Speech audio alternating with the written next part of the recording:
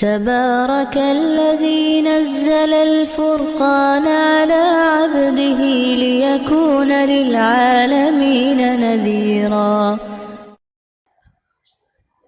نحمده ونصلي على رسوله الکریم۔ جان اللہ کی امانت ہے۔ جان اگر اللہ جل شانہ مانگے اسے دینا یہ اخلاقی فریضہ ہے، اور جان اللہ جل شانہ کب مانگتے ہیں؟ تاکہ ایک جان دینے والا اگر میدان میں اترتا ہے تو کئی جانیں بچ جاتی ہیں۔ جان کو جانوں کے بچانے کے لیے اللہ کے حکم کے مطابق ظلم کو مٹانے کے لیے، انسانوں کو امن دلانے کے لیے، سکھ دلانے کے لیے اگر یہ جان دینے والے کے حوالے کر دی جائے اور میدان میں اس کو شہادت کا جام پلایا جائے تو یہ جان کا اصل حق ہے۔ اور جب ضرورت پیش آئے میدان میں اترنے کی، اللہ جل شانہ نے حکم فرمایا صحابہ کرام رضی اللہ عنہم اجمعین کو، لیکن اس بات سے بھی آگاہ کر دیا کہ وہاں بھی اللہ کو نہ بلانا، کیونکہ جو کچھ ہوتا ہے اللہ ہی سے ہوتا ہے، اللہ کے حکم کے بغیر کچھ نہیں ہو سکتا۔ تو وہاں بھی نماز قضا نہیں، ذکر قضا نہیں، وہاں بھی اللہ کی یاد سے غافل نہیں۔ جو اللہ سے غافل ہو گیا وہ دل مردہ ہے۔ اعوذ باللہ من الشیطان الرجیم، بسم اللہ الرحمن الرحیم۔ وَإِذَا ضَرَبْتُمْ فِي الْأَرْضِ فَلَيْسَ عَلَيْكُمْ جُنَاحٌ أَن تَقْصُرُوا مِنَ الصَّلَاةِ إِنْ خِفْتُمْ أَن يَفْتِنَكُمُ الَّذِينَ كَفَرُوا إِنَّ الْكَافِرِينَ كَانُوا لَكُمْ عَدُوًّا مُبِينًا۔ اور جب تم سفر کرو زمین میں تو تمہارے لیے گناہ نہیں ہے کہ تم نماز جو ہے وہ قصر کر کے پڑھو، یعنی ظہر عصر عشاء کے جو 4 فرض ہیں یہ 2 رکعت کر کے پڑھیں سفر کے اندر۔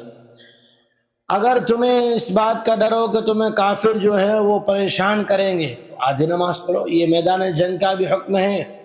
اور سفر شرعی یعنی 77 کلومیٹر سفر کرنے کے ارادے سے آدمی گھر سے چلے اور جس بستی میں رہتا ہے، جس گاؤں میں رہتا ہے، اس گاؤں کی جو حدود ہیں اس حدود کو جب یہ پار کر دے تو سفر شروع ہو جاتا ہے۔ اس لیے اگر تمہیں ادھر ہو کہ وہ کافر تمہیں پریشان کریں گے، اور بے شک کافر تو تمہارے کھلے ہوئے دشمن ہیں، تو نماز کے اندر قصر کا حکم ہے، یعنی نماز صرف فرض پڑھنا ہے، وہ بھی آدھا۔ کون سا؟ ظہر عصر اور عشاء کا فرض آدھا پڑھنا ہے، باقی فجر اور مغرب میں تو 2 اور 3 رکعتیں، فجر میں 2 مغرب میں 3، وہ تو مکمل پڑھنا ہے یعنی فرض۔ وَإِذَا كُنْتَ فِيهِمْ فَأَقَمْتَ لَهُمُ الصَّلَاةَ فَلْتَقُمْ طَائِفَةٌ مِّنْهُمْ مَعَكَ وَلْيَأْخُذُوا حِذْرَهُمْ وَأَسْلِحَتَهُمْ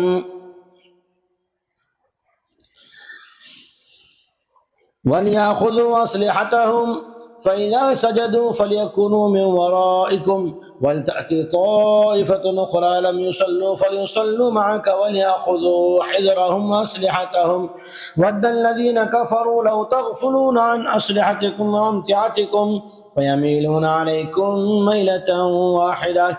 ولا جناح عليكم إن كان بكم أذى من مطر أو كنتم مرضى أن تضعوا أسلحتكم وخذوا حذركم إن الله أعد للكافرين عذابا مهينا۔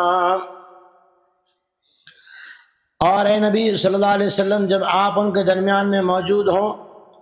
تو آپ ان کو نماز قائم کرانے کے لیے کھڑے ہوں تو ایک جماعت تمہارے ساتھ نماز پڑھنے کھڑی ہو، ایک جماعت تمہارے ساتھ نماز پڑھنے کھڑی ہو، اور وہ اپنے ہتھیار اپنے ساتھ اٹھائے رکھے، اور جب یہ لوگ سجدہ کر چکے فَلْيَكُونُوا مِنْ وَرَائِكُمْ، تو وہ لوگ سرحد پہ چلے جائیں، میدان میں چلے جائیں، میدان جنگ میں جا کے پہنچ جائیں، یعنی ایک رکعت ہو گئی، دوسری رکعت، پھر وہ جو جماعت دوسری ہے پیچھے وہ آ جائے اور وہ آپ کے ساتھ اپنی نماز جو ہے پڑھے، اور اپنے ہتھیار کو، اپنی حفاظت کے سامان کو اپنے ساتھ رکھے، لے لے، اور کافر تو یہ چاہتے ہیں کہ اگر تم اپنے ہتھیاروں سے اور اپنے سامان سے غافل ہو جاؤ تو ایک بار میں سب مل کے تم پہ حملہ کر کے اور تمہیں ہرا دیں۔ ہاں، اگر تمہیں کوئی تکلیف ہے یا بارش ہے یا بیماری کی وجہ سے کوئی تکلیف ہو رہی ہے تو تم اپنے ہتھیار رکھ کے نماز پڑھ سکتے ہو، لیکن حفاظت کا سامان ساتھ میں رکھو، اتنا تو سامان رکھو جس سے حفاظت ہو، کہ بے شک اللہ تعالیٰ نے کافروں کے لیے عذاب مہین تیار کر رکھا ہے۔ اسے صلاۃ الخوف کہتے ہیں۔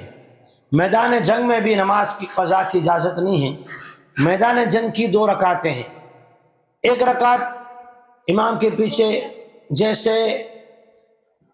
100 بندے ہیں ایک فوج میں، 50 بندے امام آگے کھڑا ہوں، 50 بندے پیچھے کھڑے ہوئے، تکبیر کہی، نماز کھڑی ہوئی، دوسرا سجدہ کر لیا، امام کھڑا ہوا دوسری رکعت کے لیے، یہ 50 بندے جا کے میدان میں جنگ کرنے کے لیے پہنچ جائیں اور ان کے جسم پر ان کے ہتھیار بندھے ہوئے ہوں، اور پھر وہ 50 جو وہاں میدان جنگ میں ہیں وہ آ جائیں، وہ امام صاحب کے ساتھ ایک رکعت پڑھیں گے، اتحیات کے بعد امام نے سلام پھیر دیا،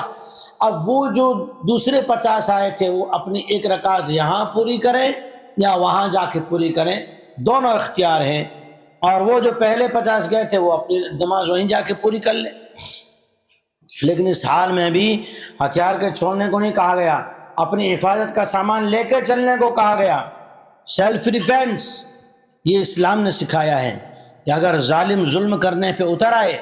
تو اس وقت بھی اللہ جل شانہ سے غافل نہیں ہونا ہے۔ اللہ تبارک و تعالیٰ نے جب ایسی نماز کا حکم دیا، پھر بھی اس صلاۃ الخوف بھی اگر پوری کر لے، اس کی بعد بھی کیا حکم ہے، آگے کیا